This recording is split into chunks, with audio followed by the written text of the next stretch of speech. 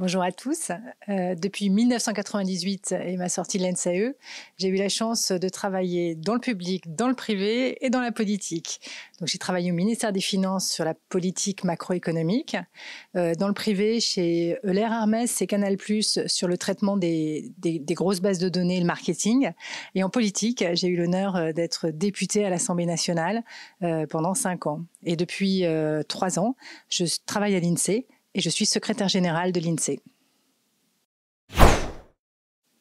Être secrétaire général dans une administration publique, c'est comme être secrétaire général dans un groupe privé, c'est organiser la maison de l'intérieur, s'occuper des questions RH, des questions financières, budgétaires, des questions juridiques et, en l'espèce pour l'INSEE, de l'ensemble du dialogue social, c'est-à-dire de ce qui permet de construire un consensus avec les syndicats.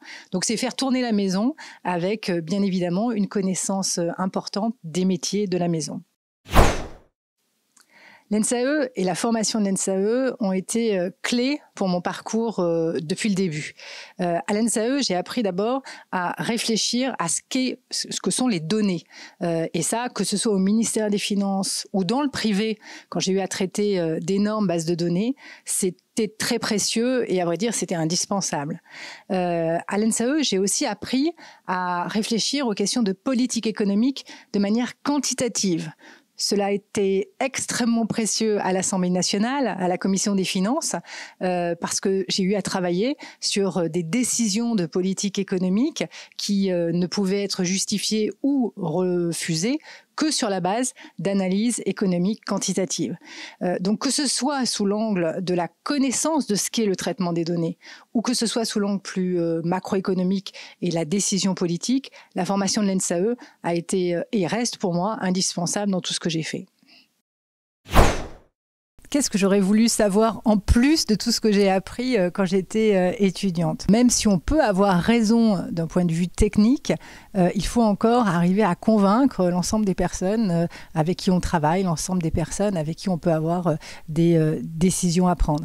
Et probablement que c'est quelque chose que j'aurais aimé qu'on m'explique quand j'étais étudiante. Mais j'ai appris sur le tas, comme tout le monde le fait d'ailleurs. Au sein du secrétariat général de l'INSEE que je dirige, nous avons énormément de personnes qui ont été formées à l'ENSAE. Tout simplement parce que l'INSEE est un peu la maison mère de l'ENSAE. C'est quelque chose aussi qui est très utile pour les métiers du secrétariat général. Je vais vous donner un exemple très concret. Nous brassons toutes les données RH et financières de l'Institut. Et ça signifie un traitement des données qui ne peut franchement être réalisé que quand on a une base solide comme celle qui est donnée par l'ENSAE. La statistique est à la mode sans le savoir. On parle beaucoup de data science, de data scientist. La statistique, c'est l'utilisation de la data science au service de la connaissance d'un pays, d'une économie, d'un équilibre social de ce pays. Dans le mot statistique, il y a le mot État. Et donc, c'est la connaissance par la donnée et par la compréhension de la donnée de là où un pays se trouve. Dans un monde où les fake news sont partout, notamment dans le débat public, la connaissance scientifique des données et l'utilisation scientifique des données est indispensable au nom du débat public. Et c'est dans ce cadre-là que la statistique a besoin de data scientists, a besoin de bons scientifiques de la donnée pour pouvoir être solide et permettre une connaissance et un débat public complet. Dans le monde d'aujourd'hui, tous les secteurs, toutes les entreprises, y compris évidemment le secteur public, demandent des data scientists, des profils comme ceux de l'ENSAE qui sont capables de maîtriser la donnée, de l'utiliser, de l'exploiter avec des techniques de plus en plus poussées d'intelligence artificielle et autres. Que ce soit pour le big data, c'est-à-dire le traitement vraiment des grosses bases de données, ou que ce soit sur l'utilisation par l'intelligence artificielle des prises de décision, par exemple, dans les entreprises, l'enjeu, il est assez simple.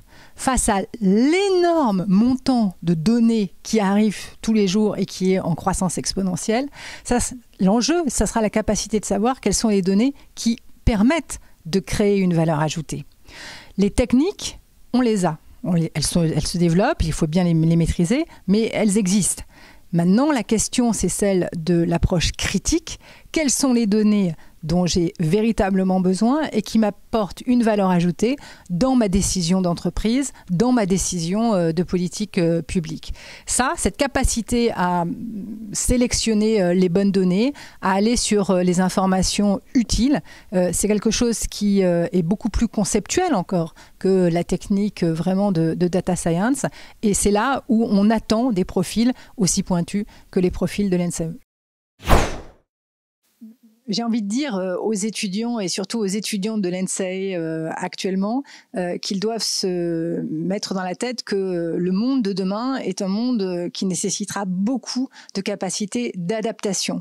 Vous avez une connaissance scientifique très solide, vous avez aussi une capacité conceptuelle exceptionnelle, mais pour appliquer tout ça dans le monde professionnel, il faudra savoir s'adapter. Et c'est particulièrement vrai pour les femmes. Nous ne sommes pas encore arrivés à la situation d'égalité parfaite entre les hommes et les femmes, même dans notre pays. Mais pour autant, c'est quelque chose qui est en train d'évoluer. Et il ne faut surtout jamais donner l'impression que les femmes sont en second rang sur un combat, sur un poste. Donc, j'ai un conseil particulier à donner aux étudiantes de l'NSAE. Battez-vous et soyez bien là pour être à égalité avec les hommes. Au bout de 20 ans de carrière professionnelle, heureusement, on a plein de beaux souvenirs et de belles réussites. Si je devais en choisir une, c'est quelque chose que j'ai mis en place quand j'étais députée à l'Assemblée nationale, puisque avec un autre député qui n'était pas du même bord politique que moi, nous avons changé profondément le droit français en installant ce qu'on appelle le plaider coupable pour les entreprises. C'était dans le cadre d'une réflexion sur l'extraterritorialité du droit américain en France. Et c'est quelque chose qui permet désormais à l'ensemble des entreprises qui sont notamment poursuivies pour des faits de corruption de plaider coupable, ce qui n'était pas possible avant. C'est quelque chose de très important pour l'économie française. C'est une arme très importante aussi dans la négociation internationale que le pays peut mener sur les questions commerciales. Et c'est quelque chose qui, à mes yeux, est précieux et une belle réussite de mon parcours.